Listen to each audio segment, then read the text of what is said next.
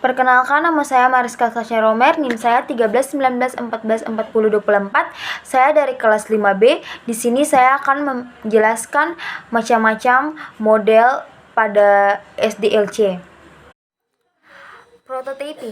Prototyping merupakan salah satu metode pengembangan perangkat lunak yang banyak digunakan. Dengan metode prototyping ini, pengembang dan pelanggan dapat saling berinteraksi.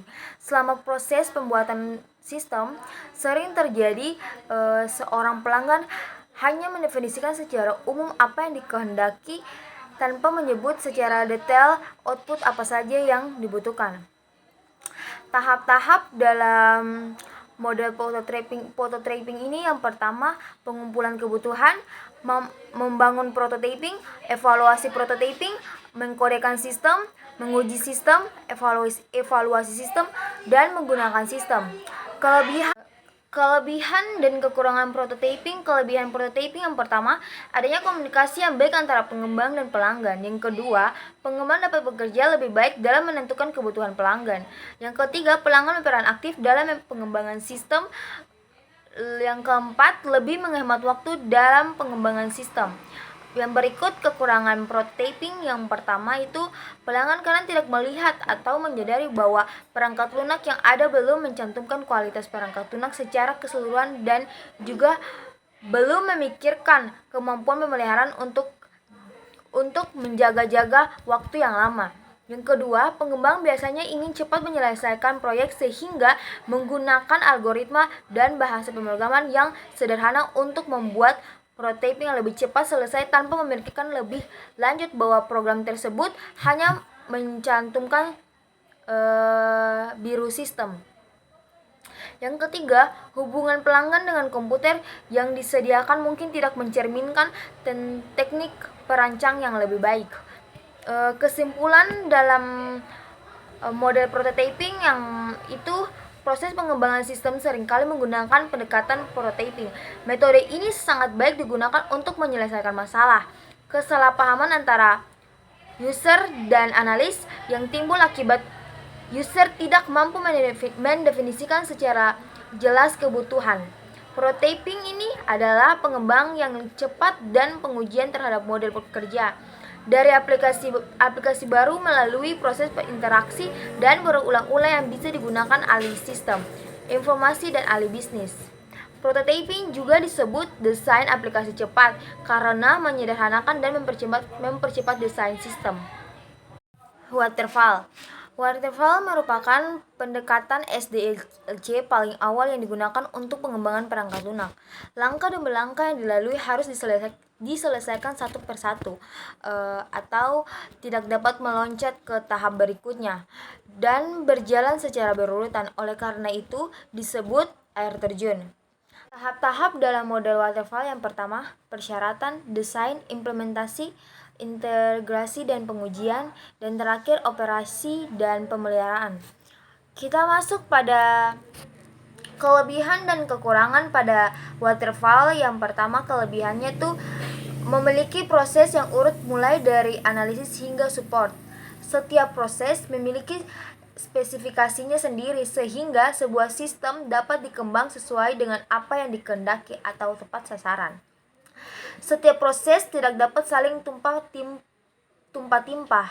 Kekurangan dari waterfall yang pertama yaitu proses yang dilakukan cenderung panjang dan juga lama. Biaya penggunaan metode ini yang cenderung mahal, membutuhkan banyak riset dan juga penelitian pendukung untuk mengembangkan sistem menggunakan metode waterfall. Kesimpulan dari model waterfall ini adalah model pengembangan perangkat lunak yang dilakukan secara berurutan dan sangat sistematis. Untuk proses pengerjaannya sendiri dapat dilakukan dengan berbagai tim proyek yang dibagi sesuai dengan keahlian masing-masing. Setidaknya terdapat 5 fase dalam tahapan metode waterfall ini, yaitu analisa kebutuhan, desain, implementasi, integrasi, dan pengujian, serta operasi dan pemeliharaan. Yang berikutnya, spiral. Spiral merupakan penggabungan dari model prototyping dan model waterfall. Model prototyping ini fokusnya pada penyajian atau presentasi kepada user dengan format input dan output, kemudian perangkat lunak akan dievaluasi. Kalau metode waterfall ini yang fokusnya kepada proses pengembangan perangkat lunak yang sistematis atau berurutan. Pada model spiral ini menekankan bahwa analisa risiko setiap tahapannya. Yang berikut tahap-tahap model spiral. Yang pertama itu komunikasi pelanggan, yang kedua perencanaan, yang ketiga analisis risiko, yang keempat perekayasaan, yang kelima konstruksi dan peluncuran, yang keenam evaluasi pelanggan. Kelebihan spiral model ini yang pertama tuh setiap tahapan pengerjaan dibuat prototyping sehingga kekurangan dan apa saja yang diharapkan oleh user dapat diperjelas dan juga dapat menjadi acuan untuk user dalam mencari kekurangan kebutuhan. Lebih cocok untuk pengembangan sistem dan perangkat lunak secara skala besar. Dapat disesuaikan agar perangkat lunak bisa dipakai selama hidup perangkat lunak komputer. Yang berikut kita masuk pada kekurangan spiral model tuh. Yang pertama, banyak user yang tidak percaya bahwa pendekatan secara evaluasioner dapat dikontrol oleh kedua pihak. Model spiral ini mempunyai risiko yang harus dipertimbangkan ulang oleh user dan developer. Yang kedua, memerlukan tenaga ahli untuk memperkirakan risiko dan harus mengandalkan supaya sukses. Kita masuk pada kesimpulan dari spiral model ini. Yang pertama, kesimpulan spiral model ini, pada model spiral ini risiko hanya dipertimbangkan. Yang kedua, risiko adalah yang sangat mungkin menyebabkan kesalahan. Yang ketiga, pendekatan yang realistis untuk perangkat lunak berskala besar. Yang keempat, user dan developer bisa memahami dengan baik software yang dibangun karena setiap kemajuan yang dicapai selama proses dapat diamati dengan baik. Yang berikut, V-model. V-model ini adalah salah satu model proses pengembangan lunak. Ini juga berlaku untuk perangkat keras, yang merupakan variasi representasi dari model waterfall. Model V ini menggambarkan hubungan dari aksi jaminan kualitas ke aksi yang berhubungan dengan komunikasi, permodelan, dan aktivitas pembangunan awal. Tahap-tahap model, yang pertama persyaratan, desain sistem, desain arsitektur, desain modul, implementasi atau coding, pengujian unit, tes integrasi. Yang berikut kelebihan dan kekurangan dari V-model. Kelebihan dari V-model ini, bahasa yang digunakan untuk mempresentasikan konsep V-model menggunakan bahasa formal, meminimalisir kesalahan pada hasil akhir karena adanya tes pada setiap prosesnya. Penyesuaian yang cepat pada proyek yang baru, memudahkan pembuatan dokumen baru, biaya murah dalam perawatan dan modifikasinya. Kekurangan dalam V-model ini hanya difokuskan pada proyeknya saja, bukan pada keseluruhan organisasi. V-model adalah proses model yang hanya dikerjakan sekali selama proyek saja, bukan keseluruhan organisasi.